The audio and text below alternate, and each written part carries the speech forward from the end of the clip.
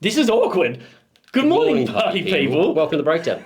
I was waiting for you to do something. I looked at the title and I was like, is he going to do something stupid? Is he waiting for me to do something stupid? When do I ever do Is he waiting for me to be like, I love you so much, Dave?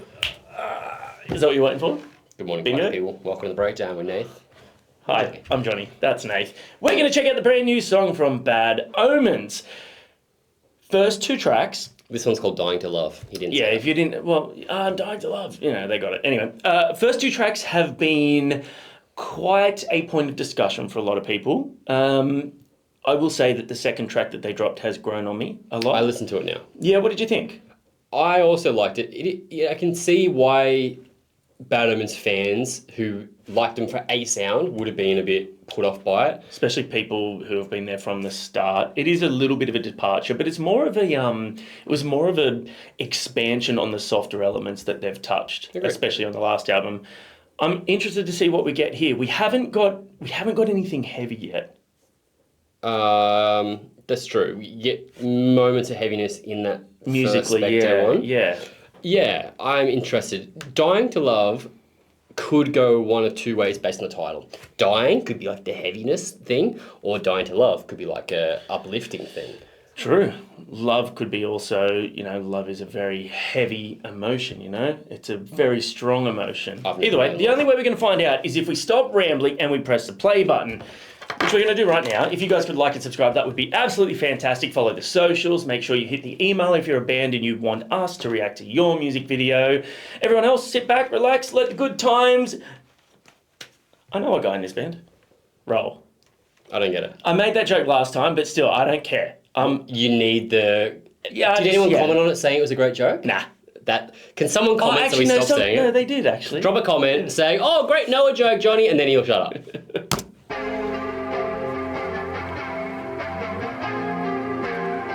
it BAD OMENS or Deftones?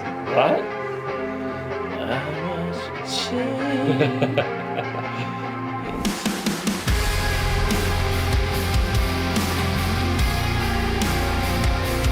Already a little bit of a different vibe for them. Does have a grungy feel.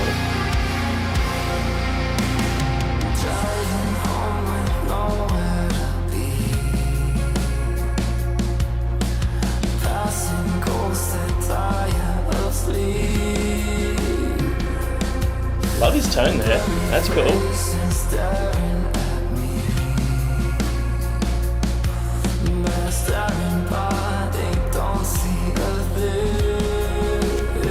Interesting, the harmonization in the vocals there. It sounds like it is Noah's layered, but I wonder if that is going to be like a backing vocal live, or whether they'll just have him standalone do it, because he has an incredible voice, but you do notice there is like a vocal layer in there.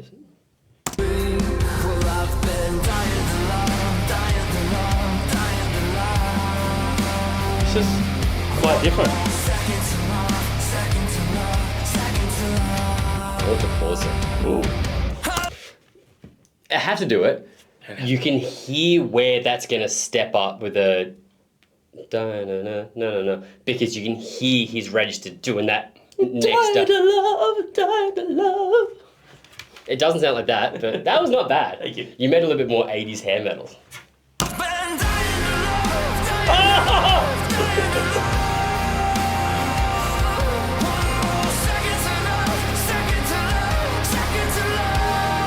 Nice.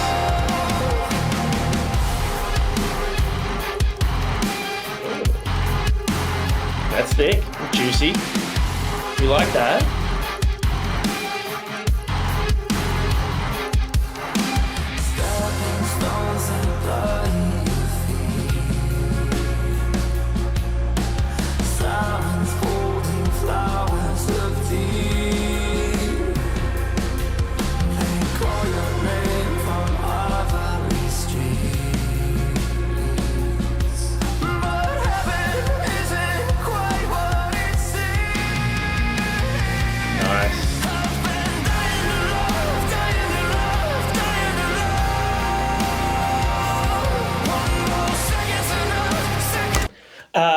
to pause it in the middle of the chorus. I want to In ask... the middle of a sentence in the middle of a chorus because bitch doesn't know when to pause. Go on. No, it's because it's in my head right now and it's very prominent in the chorus. I want to know if the trail off, the dying to love, the like where he hits the almost falsetto after it, if that's something that he does intentionally or if from doing that it's now just become a part of how he sings and like it's almost like it's where he sort of lets the rest of the breath out and gets ready to take another one in, you know what I mean? Like, love.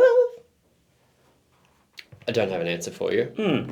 But it's interesting it is because a very... happens on almost every line where he's opened up and hitting that full voice register. I do think that's also just part of his thing, though. Like like a it stylistic is a signature. Yeah. Yeah.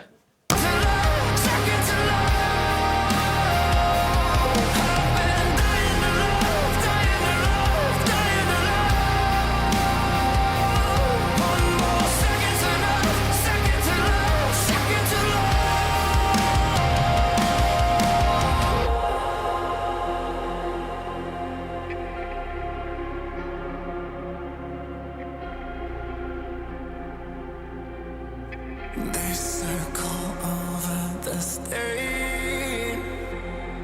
Are we getting a heavy drop moment? Essence slipping I think it'd be like a synthy Or are heavy we drum. getting a synthy moment, sort of like Inspector?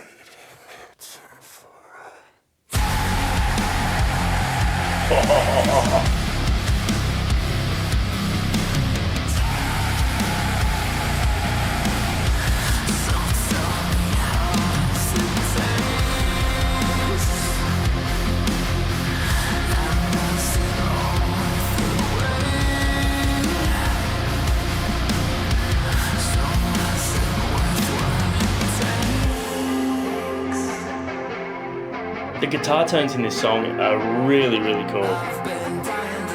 And that does scream Deftones White Pony, which I'm cool with.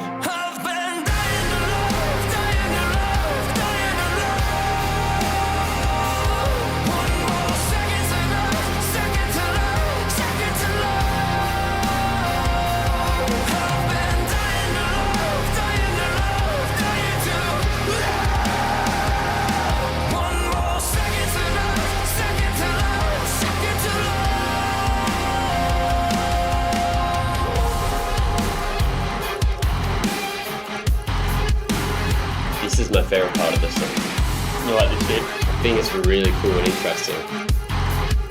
Sonically, it's really impressive. There's a lot of cool stuff going on. The syncopation there in that section, and just I like that the time seems a little bit different. There's pauses in there. Yeah. Real stabby Oh, riff. we've got the door thing going on again. Was that in the second video as well? Can't remember, to be honest with you.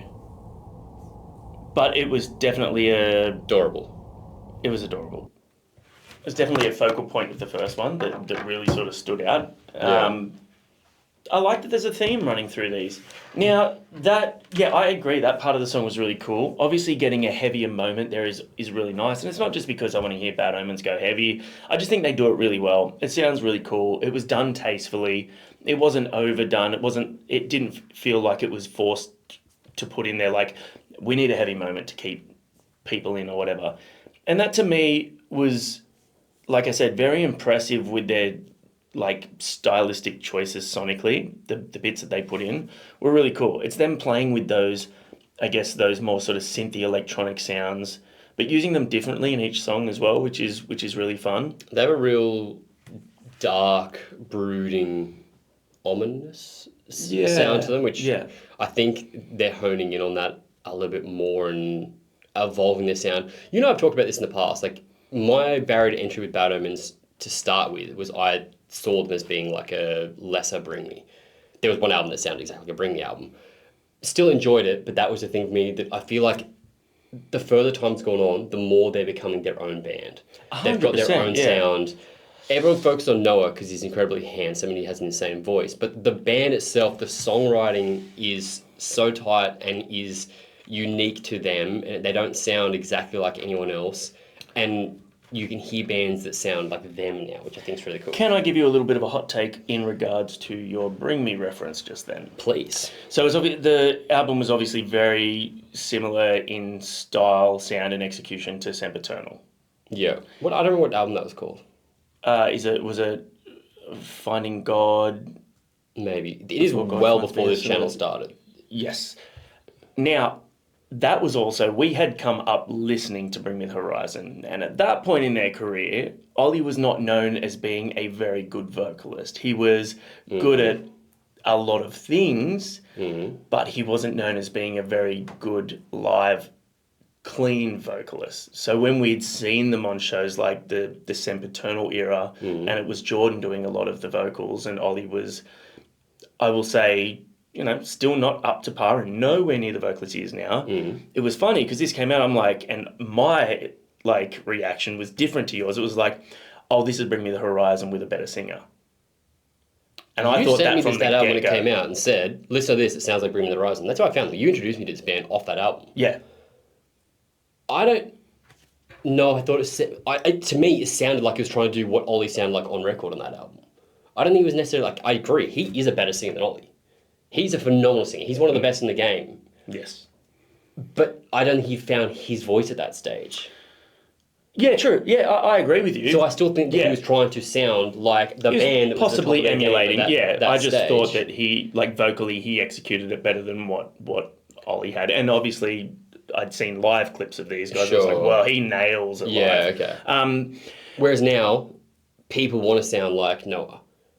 People also want to sound like Ollie because his vocals are fantastic now. Ollie is a great vocalist now, but I'm saying that doesn't sound like Ollie anymore. He sounds exactly like him, and other people want to emulate him for what he sounds like and fail because he's very good.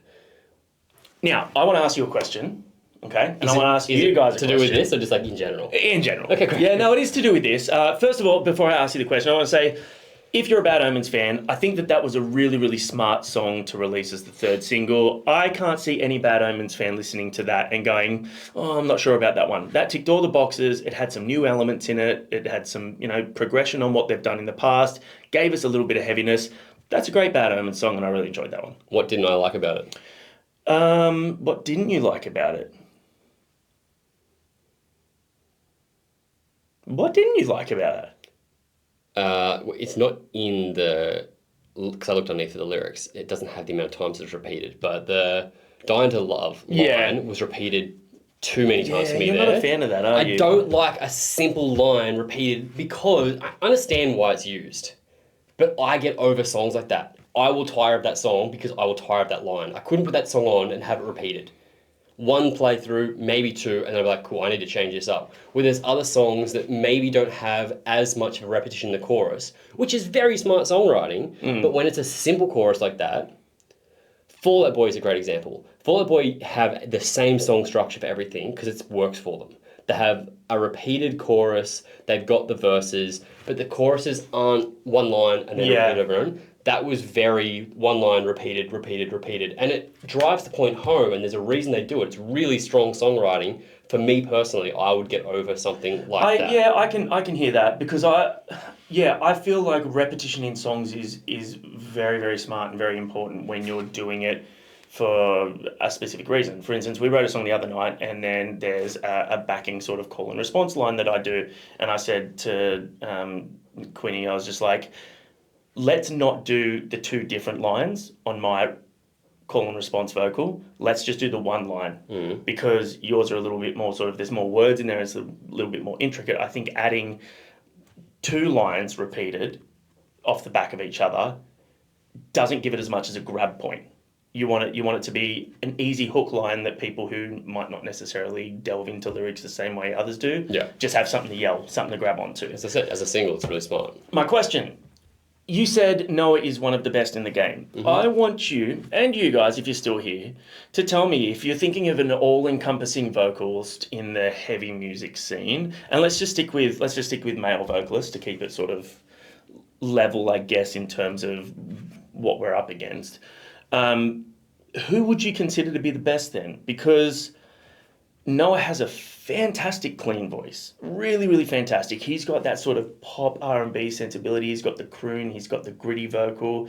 He's got quite a range of screams. I would probably argue that even though they're not my favourite band, I would argue that he's the best vocalist in the scene. Which depends on what you... I think that's personal taste.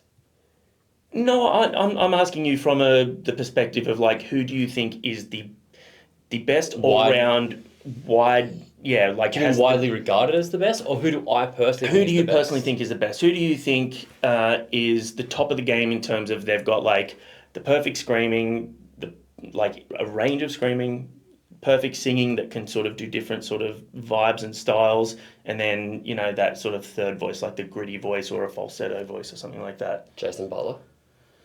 He's not big enough, but that's my personal taste. I like that he has an animalistic scream. He can sing flawlessly in a falsetto-y thing. He does the rap side of things incredibly well. He has a really fast bars there.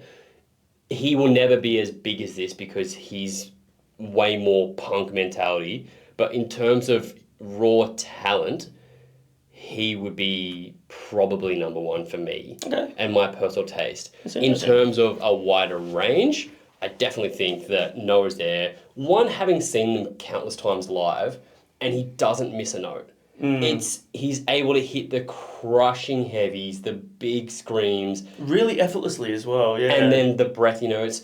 The other one, Rory. Rory from Daysec has got to be really close, and I don't think Rory has the range and cleans that he does. Rory has a range, but it's his range, and it's very...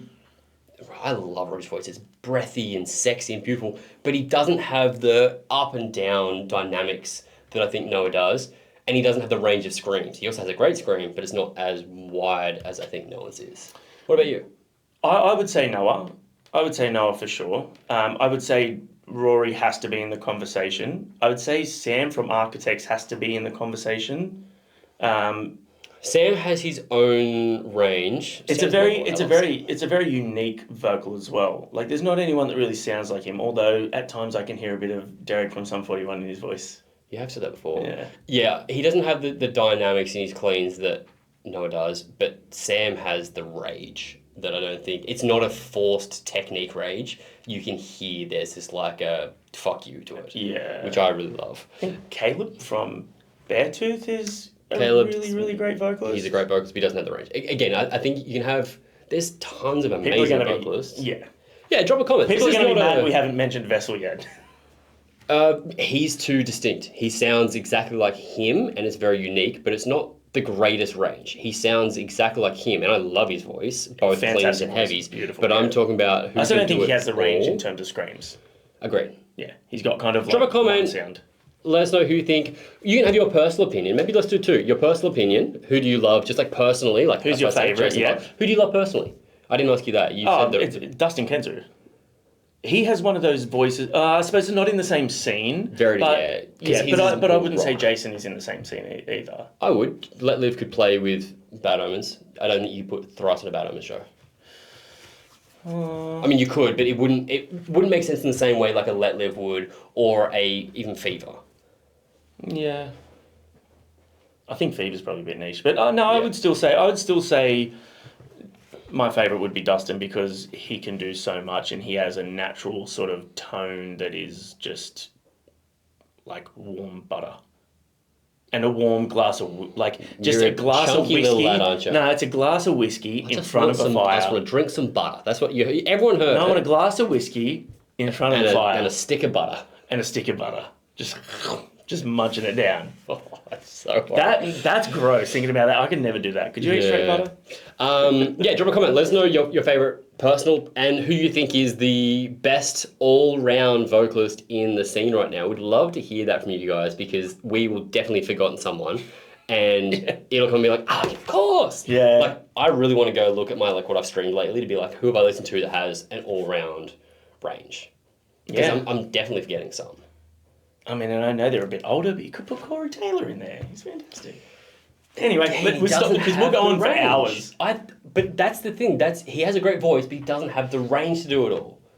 He's got the rock stone sour Yeah, voice. yeah, true. He's got the Slipknot yell and then the scream, but he can't do a high scream in the same way.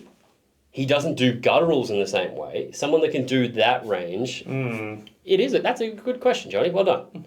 Good contribution to this video. Thank you. It's about time. I want to drop another one that I just thought of as well, but the video's been on for ages. Okay, go. Flo from Landmarks. Fucking yes. Right? Yes. Right? He is Right? right up there. Yeah. Flo's incredible. Worth it. All right, we're that back is at it. absolutely worth it. Yeah, we'll see you guys later. We're going to have a conversation now. Oh, dude. Ow! Close to home, Marcus. Oh, Marcus. Incredible Yeah, clean singer. yeah. Can do a huge range of heavies. Yeah, that's true. Oh, so many good